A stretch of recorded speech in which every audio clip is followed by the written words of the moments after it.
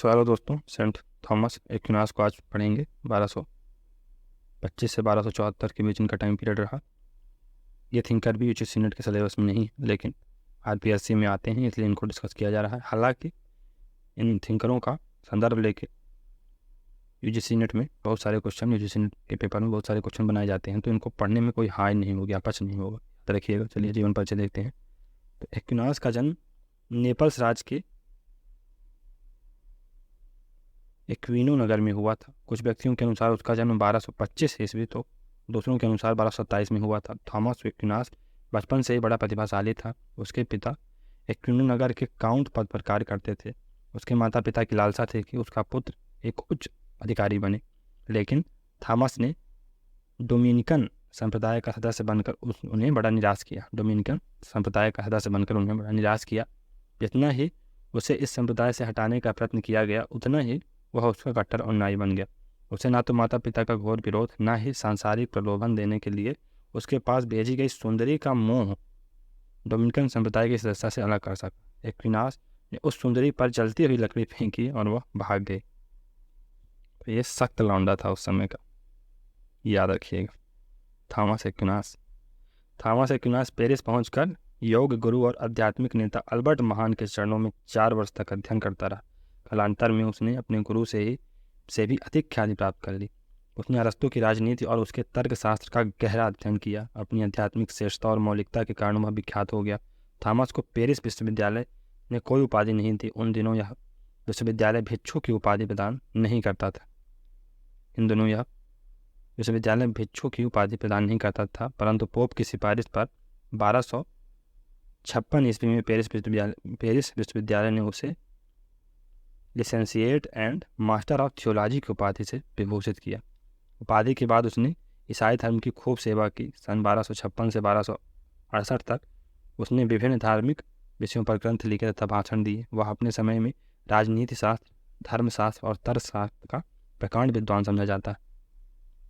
बड़े बड़े राजा उससे राजाओं के कर्तव्यों पर प्रकाश डालने की प्रार्थना करते थे। स्वयं पोप ने धर्म विधि संबंधी कठिनाइयों के निवारण हेतु उसे कई बार उससे सलाह ली।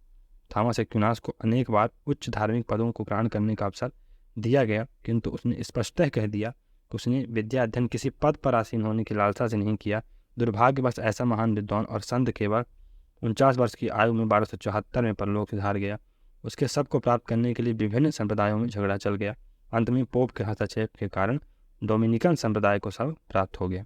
थॉमस एक्विनास मध्ययुगीन यूरोपीय राजनीतिक चिंतन का सबसे महान चिंतक, दार्शनिक, धर्म मीमांसक, थियोलॉजियन और समन्वयकारी था। वह इटली के नेपल्स राज्य में पैदा हुआ था तथा उसने पेरिस में प्रसिद्ध आध्यात्मिक गुरु अल्बर्ट महान के शिष्यत्व, अरस्तु की राजनीति तथा उसके तर्कशास्त्र का गहन अध्ययन किया। पेरिस विश्वविद्यालय ने इस भिक्षुक को मास्टर ऑफ थियोलॉजी यानी धर्मशास्त्र का आचार्य की उपाधि दी। एम बी फॉस्टर अपनी प्रसिद्ध कृति मास्टर ऑफ पॉलिटिकल थॉट में लिखते हैं कि एक्विनास का स्थान विश्व के उन महान दार्शनिकों में है जिनका चिंतन बड़ा व्यवस्थित है। पहले जो कुछ खंडित व बिखरा हुआ था, उन्होंने उसे एक कुशल वास्तुकार की तरह संयोज कर व्यवस्थित एवं समन्वित कर दिया। संक्षेप में फोस्टर ने उसे विश्व का महान क्रमबद्ध दार्शनिक कहा। फोस्टर एक्विनास क्या कहता है? एक्विनास मध्य युग के समग्र विचार का प्रतिनिधित्व करता है।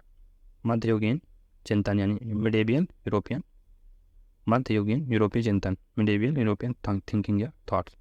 यूनानी चिंतन सुकरात, प्लेटो, अरस्तु के बाद रोमन चिंतन पोलिबियस, सिसरो, सेनेका आया। तत्पश्चात मध्ययुगीन यूरोपीय चिंतन आया।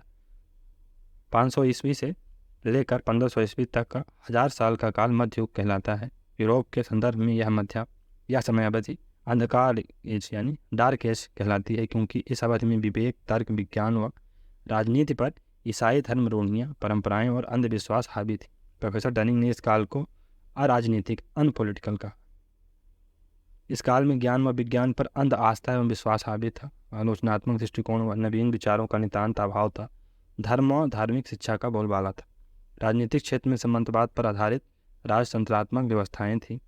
प्रभुसत्ता के क्षेत्र में 2 तलवारों का सिद्धांत, थ्योरी ऑफ 2 सॉर्ट्स, प्रचलित थी। रोमन कैथोलिक पोप धर्मसत्ता के साथ साथ राजसत्ता में भी हस्तक्षेप करता था। मध्ययुग के प्रमुख राजनीतिक चिंतन प्रमुख राजनीतिक चिंतक और उनकी रचनाएं। तो सेंट ऑगस्टाइन, उनकी रचना क्या है? The city of God, the city of God.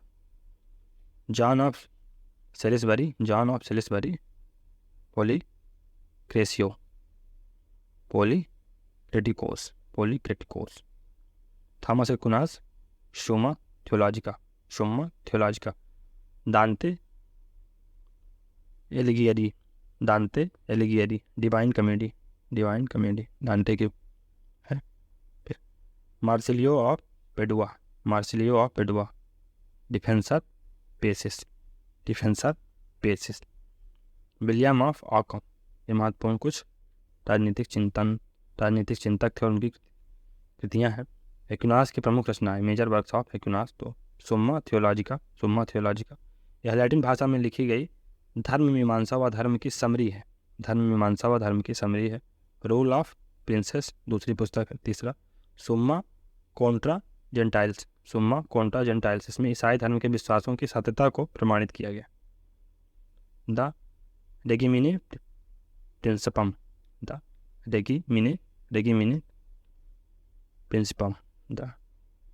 प्रिंसिपम, इसका अंग्रेजी पर्याय है on the government of rules. Aquinas की मृत्यु के बाद उसके शिष्य टोलोमी ऑफ लुक्का ने इस कृत्य को पूरा किया था। ऑन किंगशिप, राजतंत्र व नागरिक शासन पर चर्चा की गई है। To the king of Cyprus, ethics और पॉलिटिक्स। ये कुछ रचनाएं थी थॉमस एक्विनास की। एक्विनास का राजनीतिक चिंतन यानी पॉलिटिकल थॉट्स ऑफ एक्विनास। राज्य एक प्राकृतिक व स्वाभाविक संस्था है, ऐसा एक्विनास का मानना था। जहाँ अगस्टाइन आदि मध्ययुगीन विचारक राज्य, संपत्ति व दास प्रथा की उत्पत्ति के लिए मनुष्य के पापों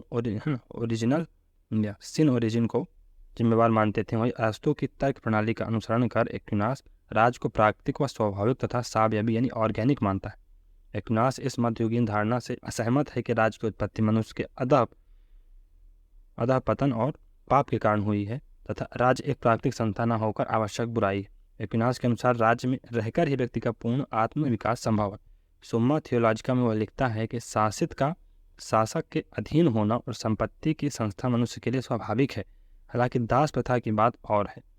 अतः चाहे मनुष्य का पतन ना भी होता तो भी मनुष्य में इसका अस्तित्व अवश्य रहा होता। एक्विनास ने नागरिक समाज यानी सिविल सोसाइटी को चर्च व राज्य के बीच स्वैच्छिक नगर की साझेदारी कहा है। तो एक्विनास ने नागरिक समाज यानी सिविल सोसाइटी को चर्च और राज्य के बीच स्वैच्छिक नगर की साझेदारी कहा है। राजसत्ता और धर्म सत्ता के बीच संबंध। तो एक्विनास ने संघर्षरत राजसत्ता और धर्म सत्ता के बीच संयोग स्थापित करने का प्रयत्न किया। उसने इस प्रश्न का समाधान करने की चेष्टा की कि दोनों के बीच क्या संबंध होना चाहिए। एक्विनास ने बताया कि मनुष्य के दो उद्देश्य होते हैं, सांसारिक सुख की प्राप्ति और धार्मिक सुख की प्राप्ति। दोनों के लिए दो सजाएं हैं, एक राज्य की दूसरी चर्च की। तो दो सत्ताएं हैं, कौन कौन सी? दोनों के लिए दो सत्ताएं हैं, कौन कौन सी? एक राज्य की और दूसरी चर्च की। किंतु ये दोनों सत्ताएं एक दूसरे के समानांतर अथवा अलग अलग क्षेत्रों में नहीं हैं। इसलिए यह नितांत आवश्यक है कि राज्य और चर्च परस्पर संघर्षरत न होकर एक दूसरे के साथ निश्चित संबंध स्थापित करके व्यक्ति को नियंत्रित करें। एक्विनास ने यद्यपि चर्च व धर्म की संप्रभुता का समर्थन किया, किंतु इस रूप में नहीं कि राज्य और चर्च आपस में टकरा जाएं। एक्विनास ने पोप के इस अधिकार का समर्थन किया कि वह धार्मिक सत्ता की उपेक्षा करके राजाओं को पदच्युत कर सकता है। थॉमस एक्विनास ने commentary on the sentences of the Peter Lombard commentary on the sentences of the Peter Lombard नामक पुस्तिका में इस विचार की पुष्टि की है कि एक अत्याचारी शासक का वध करना एक वैध स्थिति है। फिर द रेजिमेंट प्रिंसिपम में वह अत्याचारी शासक के विरोध को भूल जाता है और संदेह की स्थिति में है कि अत्याचारी शासक का विरोध किया जाए या नहीं। राजा अपनी सत्ता ईश्वर से प्राप्त करता है। इस प्रकार एक्विनास राज्य की दैवीय उत्पत्ति का समर्थक है, डिवाइन ओरिजिन ऑफ किंग को सपोर्ट करता है। दो तलवारों को सिद्धांत डॉक्ट्रिन ऑफ टू स्वॉर्ड्स क्या है? तो यह मध्ययुगीन यूरोपीय राजनीतिक चिंतन की प्रमुख अवधारणा है। 5वीं सदी के अंत में पोप गिलेसियस प्रथम ने इसे प्रतिपादित किया था। इसको प्रतिपादित किया था। संत अगस्टाइन के अमर कृति द सिटी ऑफ गॉड में वर्णित दो नगरों का सिद्धांत सांसारिक नगर व आध्यात्मिक नगर के ये समतुल्य है। दो तलवारों का सिद्धांत मानव जीवन के दो मानव जीवन के दो भाग मानता है, एक आध्यात्मिक जीवन, दूसरा लौकिक जीवन। आध्यात्मिक या धार्मिक जीवन में चर्च यानी पोप संप्रभु है, जबकि लौकिक मामलों में राज यानी राजा संप्रभु। यहाँ तलवार संप्रभु शक्ति की प्रतीक है। तो तलवार यहाँ संप्रभु शक्ति की प्रतीक है। एक तलवार पोप के पास है तो दूसरी राजा के पास। दो नगरों ने दो तलवारों के सिद्धांत को एक्विनास ने नौका के दृष्टांत द्वारा समझाया। एक्विनास ने राजा की तुलना नौका के मिस्त्री से की है। वो यात्रा के समय नौका को सही हालात में रखता है। चर्च का काम नाविक यानी कर्णधार का है, जिसे नौका को चलाकर मंजिल तक ले जाना। इस प्रकार मिस्त्री नाविक के नियंत्रणाधीन होता है। इसी प्रकार राज चर्च पर उपाश्रित है, हालांकि दोनों अलग अलग। अतः दिव्य कानून राज सत्ता को सीमित करता है, डिवाइन लॉज हैं, इवन राजा को, स्टेट को भी कंट्रोल करेंगे। शासन प्रणाली का वर्गीकरण, तो अरस्तु की तरह एक्विनास ने भी सर्वहितकारी व शासन हितकारी शासन प्रणाली के आधार पर सरकारों का वर्गीकरण किया है। जहाँ अरस्तु लोकतंत्र के मिश्रित वाली यानी पॉलिटिक आदर्श मानता है, वहीं एक्विनास राजतंत्र मोनार्की को श्रेष्ठ मानता है। उसने राज्यों को राजतंत्र, अभिजात तंत्र, निरंकुश तंत्र, सामंत तंत्र, मध्यम वर्गीय तंत्र, लोकतंत्र आदि में विभक्त किया है। संपत्ति संबंधी विचार क्या है एक्विनास के? तो मानव जीवन के लिए एक्विनास व्यक्तिगत संपत्ति को अरस्तु की तरह आवश्यक मानता है, परंतु अनावश्यक व अधिक संपत्ति को दोषपूर्ण मानता है। अरस्तु जहाँ राज, संपत्ति व दास प्रथा तीनों को प्राकृतिक मानता है, वहीं मध्ययुगीन धार्मिक चिंतक इन तीनों को पाप का फल मानते हैं। एक्विनास राज व संपत्ति को प्राकृतिक, जबकि दास प्रथा को पाप का फल मानता है। दास व स्त्री संबंधी विचार, तो अरस्तु जहाँ दासता को प्राकृतिक व आवश्यक मानता है, वहीं एक्विनास भी इसे आवश्यक तो मानता है पर प्राकृतिक नहीं मानता, बल्कि वीरों के गुणों में वृद्धि के लिए इसे आवश्यक मानता है। दासता से भय के कारण सैनिक युद्ध में वीरता से लड़ते हैं, अतः दासता आवश्यक है। मध्ययुग के अनुसरण में एक्विनास दास प्रथा को मनुष्य के पाप का दंड मानता है, जबकि अरस्तु इसे प्राकृतिक मानता है। एक्विनास संत अगस्टाइन व प्रारंभिक चर्च पिताओं के समान ही दासता को न्याय का देवी दंड समझता है तथा उसका समर्थन करता है। वह दास प्रथा को अरस्तु की भांति कुछ कामों के लिए लाभदायक मानता है। उनके अनुसार दास प्रथा एक स्वाभाविक प्रथा है और यह सैनिकों में वीरता का संचार करती है। सैनिक को तो क्षेत्र में दास बनाए जाने के भय से वीरता और साहस पूर्वक लड़कर विजय प्राप्त करने का प्रयत्न करते हैं। स्त्री संबंधी विचार, एक्विनास की नारी चरित्र की विवेचना ईसाई परंपरा और अरस्तु की स्थिति के प्रस्तुतिकरण का एक अनुपम उदाहरण है। वह लिखता है कि नारी को बनाकर ईश्वर ने शायद गलती कर दी। थॉमस एक्विनास का मानना है कि लिंग भेद मानव समाज का आरंभ है और वह यह प्रमाणित करता है कि प्रकृति से अपूर्ण होने के कारण औरत ईश्वर की प्रतिछवि तो है, किंतु साथ ही वह मर्द की एक सहज सिविल अधीनस्थ भी। थोड़ा सा निगेटिव विचार रखता है स्त्रियों के प्रति। ज्ञान का त्रिकोणात्मक सिद्धांत, तो इसमें त्रिकोणात्मक सिद्धांत में ज्ञान के ट्रायंगल में, नॉलेज के ट्रायंगल में कौन कौन आता है? पहले तो सबसे नीचे विज्ञान है, फिर दर्शन है और फिर धर्म सबसे ऊपर रहेगा। तो विज्ञान तर्क पर आधारित होता है, दर्शन नैतिकता पर आधारित, और जबकि धर्म में विश्वास और श्रद्धा पर आधारित होता है। तो विज्ञान व्यक्ति पर काइंड ऑफ नियंत्रण रहता है इस पर, फिर दर्शन से राज चलता है और धर्म का जो व्याख्या है वो कौन करता है? चर्च सबसे सुप्रीम होती है, धर्म सबसे सुप्रीम होता है। विज्ञान और दर्शन की बजाय धर्म का ज्ञान ज़्यादा महत्वपूर्ण है। लौकिक ज्ञान की बजाय परलौकिक ज्ञान ज़्यादा सर्वोच्च है। अतः राजनीतिक सत्ता की बजाय धर्म सत्ता, चर्च सर्वोपरि है। तर्क व नैतिकता की बजाय विश्वास व श्रद्धा ज़्यादा महत्व। हमने न्यायपूर्ण युद्ध, जस्ट वार का समर्थन। समानता एक्विनास ईसाई दर्शन के अनुसरण के कारण हिंसा युद्ध को अनावश्यक मानता है, पर वह न्यायपूर्ण युद्ध को आवश्यक मानता है। उसने न्यायपूर्ण युद्ध की अवधारणा में दो तत्वों पर बल दिया। पहला, ऐसा युद्ध जो न्यायपूर्ण ध्येय की प्राप्ति के लिए लड़ा जाए, ऐसा युद्ध जिसमें दोनों पक्ष न्यायपूर्ण व्यवहार के सिद्धांतों का पालन करें। तो आपका कंडक्ट भी जस्ट होना चाहिए और आपका जो गोल है वो भी जस्ट होना चाहिए। तो फॉर एग्जाम्पल, आप अपनी संप्रभुता को डिफेंड करने के लिए, अपनी सॉवरेनिटी को डिफेंड करने के लिए लड़ रहे हैं, तो काइंड ऑफ जस्ट वार है। आप फालतू के इधर उधर युद्ध लड़ रहे हैं ना, कोई किसी के पास बम भाई इसकी आशंका है, आपने युद्ध कर दिया, तो ये काइंड ऑफ अनजस्ट वार है। ऐसा नहीं होना चाहिए। कानून के प्रकार, जहाँ यूनानी चिंतक कानून को तर्क बुद्धि पर आधारित नैतिक आदर्श मानते हैं, वही रोमन विचारक राज्य शक्ति पर आधारित सकारात्मक कानूनों व तर्क बुद्धि पर आधारित प्राकृतिक कानूनों का समर्थन करते हैं। एक्विनास ने कानून के संबंध में अरस्तु, सिसरो, स्टोइक संप्रदाय के विचारकों के विचारों का समन्वय किया है। एक्विनास का कानूनों का वर्गीकरण अत्यंत प्रसिद्ध है। कानून के 4 प्रकार हैं क्रमशः। यही प्रकार हैं: पहला शाश्वत कानून यानी इटर्नल लॉस, दूसरा है प्राकृतिक कानून यानी नेचुरल लॉ, फिर मानवीय कानून ह्यूमन लॉ, और दैवी कानून या दिव्य कानून डिवाइन लॉस। तो सबसे बाहर कौन है? शाश्वत कानून, इटर्नल लॉस में सूर्य, चंद्रमा ये कैसे गति करते हैं, किस नियम के तहत ये गति करते हैं, ये सब इटर्नल लॉस है। कोई तो है जो इनको अपना कार्य करने के लिए प्रेरित करता है। फिर प्राकृतिक नेचुरल लॉ कैसे लॉ होते हैं जो नेचर द्वारा प्रेरित देते हैं। तो अब अगर कोई व्यक्ति है, कोई लड़का है अपनी माता को मार रहा है, तो ये आप कोई व्यक्ति अगर देखेगा तो ये कहेगा कि ये गलत है। तो ये स्वतः अपने अंतरात्मा की आवाज़ से लगता है कि नहीं ये गलत है, माता पिता की सेवा करना चाहिए, ये काइंड अंदर से निकलता है। तो काइंड फिर प्राकृतिक न्याय। फिर दिव्य कानून और मानवीय कानून। तो मानवीय कानून जैसे स्टेट्स के लॉ हो गए, बहुत सारे जो लॉज बनाए जाते हैं। फिर दिव्य कानून तो डिवाइन कानून, जैसे फॉर एग्जाम्पल भगवत गीता में जो ईश्वर ने बताया है। फिर कुरान, प्रॉफेट मोहम्मद के कानून। फिर इसमें जो ईसाइयों का बाइबल होती है वो, ये सब दैवीय कानून के अंतर्गत आते हैं। तो शाश्वत कानून सर्वोपरि है, जो सजीव निर्जीव दोनों जगतों का नियंता है। जो शाश्वत कानून मानवीय तर्क बुद्धि की समझ में आते हैं, उनका वे स्वेच्छा से पालन करते हैं, वे प्राकृतिक कानून। शाश्वत कानून व प्राकृतिक कानून सकारात्मक कानून नहीं है, क्योंकि सकारात्मक कानून क्षणीय, निर्मित व परिवर्तनशील होते हैं। अतः केवल मानवीय कानून व दिव्य कानून ही सकारात्मक कानून। दिव्य कानून शाश्वत कानून व प्राकृतिक कानून के विरुद्ध नहीं हो सकते हैं, क्योंकि कोई भी देवता प्राकृतिक विवेक के विरुद्ध आदेश नहीं देता।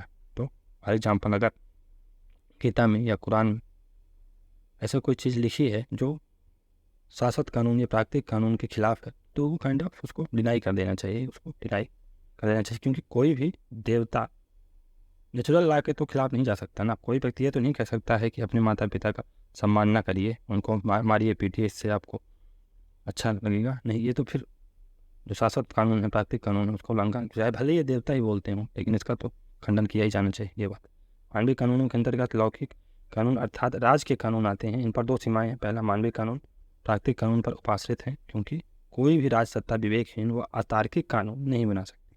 फिर मानवीय कानून दिव्य कानून से पृथक होता है। एक का संबंध राज सत्ता से, जबकि दूसरे का संबंध राज धर्म सत्ता से होता है। शाश्वत कानून तो यह सबसे सर्वोच्च कानून है। इसका ज्ञान केवल ईश्वर को है। ये वे कानून हैं जिनके द्वारा संपूर्ण जड़ जगत व जीव जगत संचालित होता है। भारतीय दर्शन में इसे ऋत कहा गया, यह डेटा। ठीक, ऐसे शाश्वत कानून हैं। फॉर एग्जाम्पल चंद्रमा घूम रही है, सूर्य घूम रहा है, ये शाश्वत कानून है। ये ईश्वर द्वारा बनाए गए हैं। जन्म मरण ये सब शाश्वत कानून है। उनका जो ओरिजिन है वो केवल, इसका ज्ञान केवल ईश्वर को। जन्म क्यों होता है, मरण क्यों होता है, कैसे होता है, क्यों होता है, कब होता है, तो ये सब इसका ज्ञान केवल ईश्वर को। फिर प्राकृतिक कानून, तो ये शाश्वत कानूनों से पैदा होते हैं। अब शाश्वत कानूनों से जो कानून पैदा हुए प्राकृतिक कानून, ये सार्वभौमिक होते हैं। इनमें सत असत, नैतिक अनैतिक व बुराई भलाई का ज्ञान मिलता है। पूरी सृष्टि पर यह समान रूप से लागू होते हैं, पर विवेक बुद्धि के कारण मनुष्य ही इसका पता लगा सकता है। तो निष्ठ है कि प्राकृतिक कानून का एक मूल सिद्धांत है मानवीय समता, यानी प्रकृति से सभी मनुष्य समान। ये लिखित होते हैं जो संविधान की बजाय मानव की सहज बुद्धि से निर्मित होते हैं। प्राकृतिक कानून के उदाहरण हैं स्त्री पुरुष का संसर्ग, संतान का प्रजनन, पालन पोषण, किसी धरोहर का रखा माल लौटा देना। इस प्रकार ये उचित और अनुचित का निर्धारण करने वाले कानून होते हैं। एक्विनास अरस्तु की भांति प्राकृतिक कानून को व्यवहारिक विवेक के प्रथम सिद्धांत, first principle of practical reason जैसा मानता है। मानवीय कानूनों में लौकिक कानून व राज के कानून आते हैं। ये मनुष्य द्वारा बनाई गई दंड व्यवस्थाओं, जैसे कि जिसमें समाज में शांति और कानून व्यवस्था हो बनी रहती है, ऐसे कानून होते हैं। एक्विनास ने इसके 2 भेद माने हैं। राष्ट्रों के कानून यानी जस जेंटियम, ये राष्ट्रों पर लागू होते हैं, और नागरिकों के कानून जस सिविल, तो ये किसी राष्ट्र में रहने वाले नागरिकों पर लागू होते हैं। मानवीय कानून प्राकृतिक कानून के अधीन होते हैं। ये सकारात्मक कानून है, इनका पालन न करना दंडनीय है। मानवीय कानून मानवीय बुद्धि द्वारा प्राकृतिक कानून के सिद्धांत का विशिष्ट लौकिक सिद्धांतों में प्रयोग करना। एक्विनास ने मानवीय कानूनों को सबसे निम्न श्रेणी का माना। दैवी कानून या दिव्य कानून। दिव्य कानून धर्मशास्त्रों में लिपिबद्ध कानून है। ये दैवी इच्छाएँ हैं जो मनुष्य के सामने प्रकट हो गई हैं। इनका पालन चर्च द्वारा करवाया जाता है। इनका संबंध मनुष्य के आध्यात्मिक जीवन व पारलौकिक सुखों से है। ओल्ड टेस्टामेंट में पुराने दैवी कानूनों, न्यू टेस्टामेंट में नए दैवी कानून हैं। मानवीय कानूनों की तरह दैवी कानून भी सकारात्मक कानून है, यानी पॉजिटिव लॉज हैं। ये शासक कानूनों से अलग हैं। किसी महापुरुष, फॉर एग्जाम्पल ईसा मसीह, बुद्ध, महावीर, नानक, मोहम्मद साहब, कृष्ण को ईश्वर की इच्छा का इल्हाम होने से ये पैदा हुए। मानवीय कानून व दैवी कानून पृथक पृथक होते हैं। जहाँ मानवीय कानून मानव के लौकिक साध्यों की पूर्ति करते हैं, वही दैवी कानून उनके पारलौकिक साध्य की पूर्ति करते हैं। दैवी कानून मानवीय कानूनों से श्रेष्ठ होते हैं। दैवी कानूनों को मानना मनुष्य के लिए जरूरी है, पर मानवीय कानूनों को मनुष्य वही तक मानने को बाध्य है जहाँ तक कि प्राकृतिक कानून का अनुसरण करते हैं। तो अगर कोई प्रॉफिट या कोई भी कोई भी पैगंबर ऐसा बोलता है कि मतलब कोई गलत चीज़ बोलता है, तो अगर वो नेचुरल ला के मेल नहीं खाती नेचुरल ला से, तो फिर उसको वहाँ से डिस्कार्ड कर दिया जाएगा, उसको माना नहीं जाएगा। तो फॉर एग्जांपल ये काइंड ऑफ इनकी जो इंटरप्रिटेशन है चेंज होती रहती है। जो इंटरप्रिटेशन कुरान की मध्यकालीन समाज में विद्यमान थी, जो अकबर ने जो जिस शासन पद्धति से, जिस इंटरप्रिटेशन से शासन किया, वो आज विद्यमान नहीं है। ईसाई धर्म में जो बाइबल है, तो न्यू टेस्टामेंट क्यों आया, ओल्ड टेस्टामेंट के बाद न्यू टेस्टामेंट क्यों आया? क्योंकि वर्तमान परिस्थितियों में जो दैविक कानून है उनकी प्रासंगिकता, उनकी इंटरप्रिटेशन बदल चुकी है, तो उसको काइंड ऑफ कोहेरेंस में रखने के लिए चीज़ें आती रहती हैं। तो ये परिवर्तनीय होते हैं। दैविक कानून मानवीय कानूनों से श्रेष्ठ होते हैं। दैविक कानूनों को मानना मनुष्य के लिए जरूरी है, पर मानवीय कानूनों को मनुष्य वहीं तक मानने को बाध्य है जहाँ तक कि प्राकृतिक कानूनों का अनुसरण करते हैं। एक्विनास मध्ययुग का अरस्तु।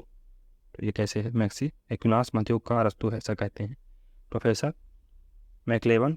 थॉमस एक्विनास में अरस्तु 13वीं सदी में पुनर्जीवित हो गया और तब उन्होंने यूरोपियन राजनीतिक विचारों की बागडोर अपने हाथों में संभाल ली। एक्विनास ने अरस्तु की तर्क प्रणाली का समर्थन करते हुए राज्य को स्वाभाविक व प्राकृतिक माना है जो शुभ जीवन के लिए अस्तित्व में है। उसने निजी संपत्ति को भी आवश्यक माना है तथा सरकारों का वर्गीकरण किया है, पर उसने अरस्तु के विपरीत लौकिक सुखों के बजाय पारलौकिक सुखों को महत्व दिया है। तर्क के बजाय आस्था को महत्वपूर्ण माना है। मानवीय मूल्यों के बजाय दिव्य कानूनों को वरीयता दी है। राजनीतिक जीवन के बजाय धार्मिक जीवन को सर्वोपरि माना। एक्विनास ने अरस्तु की अवधारणाओं और सिद्धांतों को स्वीकार करते हुए ईसाई धर्म के आदर्शों और सिद्धांतों को उससे ऊंचा स्थान दिया है। अरस्तु के दर्शन रूपी नींव पर एक्विनास ने ईसाई भवन का निर्माण किया है, इसलिए एक्विनास को ईसाईकृत अरस्तु, क्रिश्चियनाइज्ड एरिस्टोटल कहा जाता है तथा उसके दर्शन को ईसाई अरस्तुवाद, क्रिश्चियन एरिस्टोटलिज्म कहा जाता है। फास्टर दर्शन की प्रत्येक शाखा में एक्विनास ने मानव यूनानी विचारों के ढांचे पर ईसाई विचारों की परत चढ़ा दी है। तो नेक्स्ट है स्कॉलिस्टिक्स, या इसे पांडित्यवाद या विश्वविद्यालयवाद भी कहा जाता है।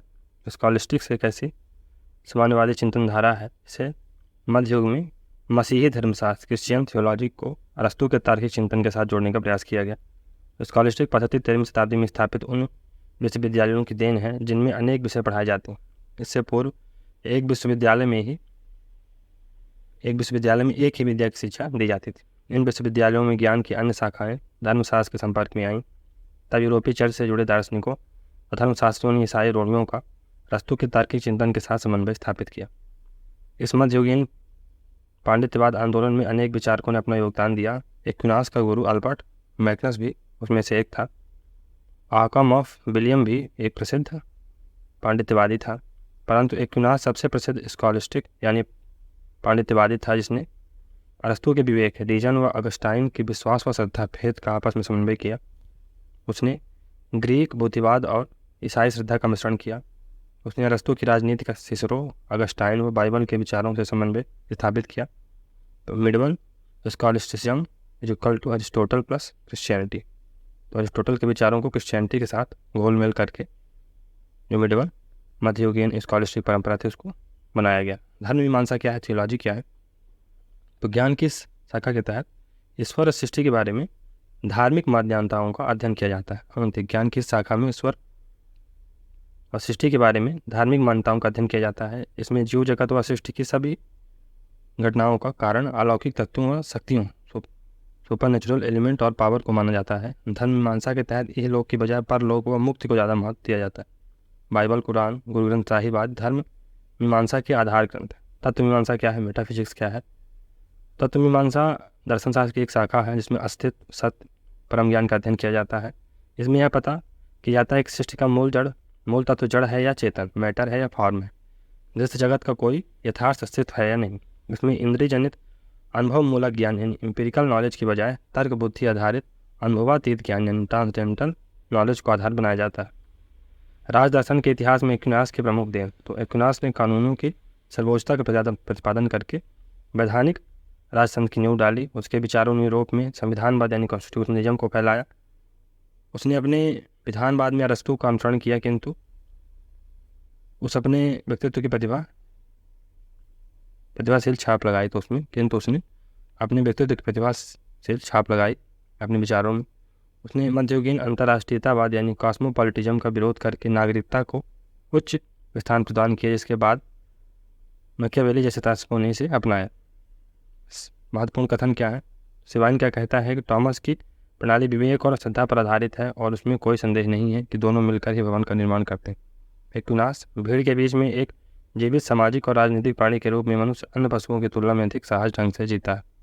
मैक्सी, एक्विनास मध्य युग का स्वर्गीय अरस्तु है। मैक्सी क्या बोलते हैं कि एक्विनास मध्य युग का स्वर्गीय अरस्तु है। प्रोफेसर मैक्लेवन, थॉमस एक्विनास में अरस्तु 13वीं शताब्दी में पुनर्जीवित हो गया और तब उन्होंने यूरोपीय राजनीतिक विचारों की बागडोर अपने हाथों में संभाल ली। फॉस्टर, तो संघ थॉमस एक्विनास को मध्यकाल का महानतम क्रमबद्ध दार्शनिक माना जाता है क्योंकि वह उस युग के समग्र विचार का प्रतिनिधित्व करता है। लॉर्ड एक्टन ने थॉमस एक्विनास को राजनीति में पहला हिग यानी उदारतावादी घोषित किया।